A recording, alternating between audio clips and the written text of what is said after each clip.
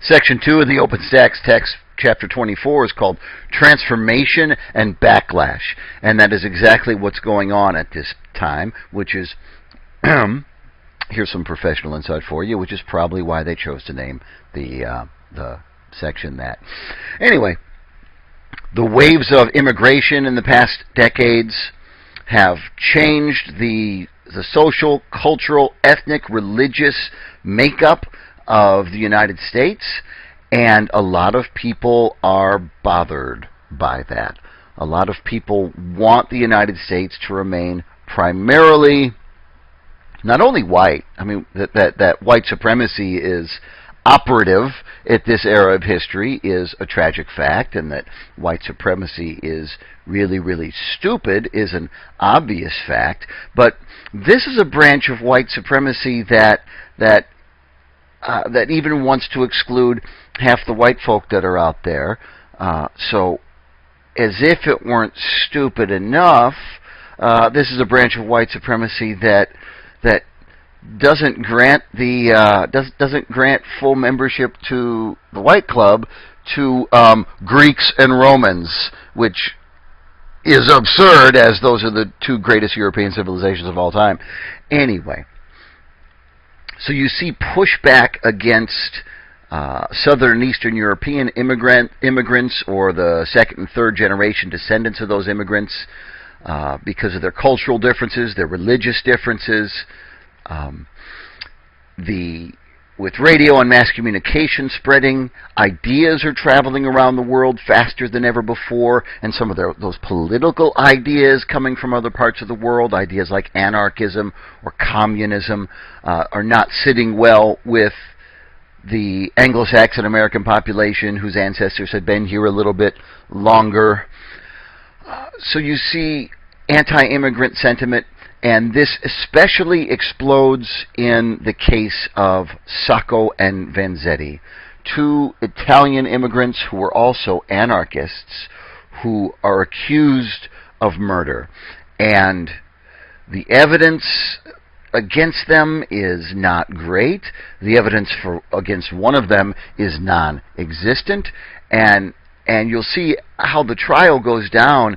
It is far from a fair trial, and news of this travels around the world. So this becomes a major controversy, and when they're convicted and when they're executed, there are demonstrations throughout the nation and throughout the world calling the United States on the carpet for all our talk of freedom and liberty and equality, and how the treatment of anyone even a little bit different than what we think the typical American is supposed to be, the disconnect there.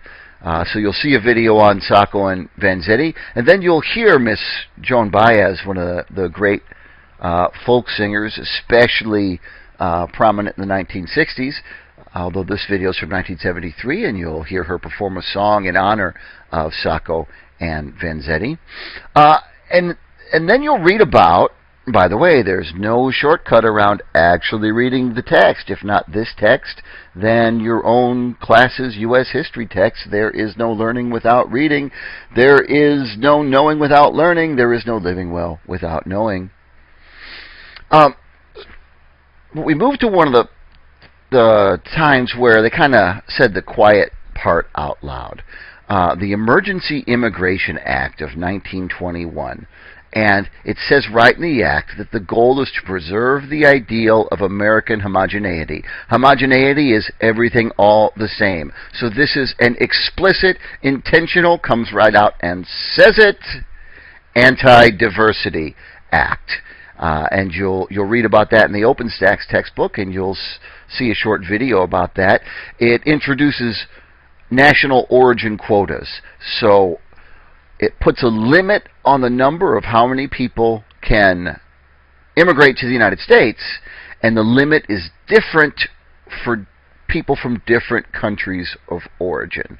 So you can bet that England and France and Northern European have super duper duper duper high numbers, and Some of the other places have super duper duper duper low numbers.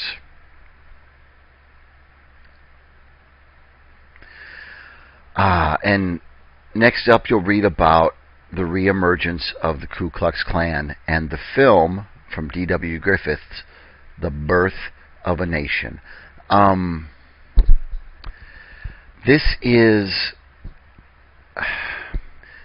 Birth of the Nation is, as far as the mechanics of how to make a film, lighting, transition, close-ups,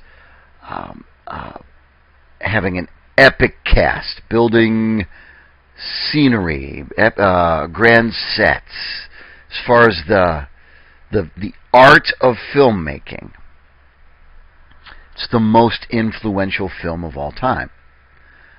Much of what we come to associate with movies was born in the mind of the filmmaking genius D.W. Griffiths. However,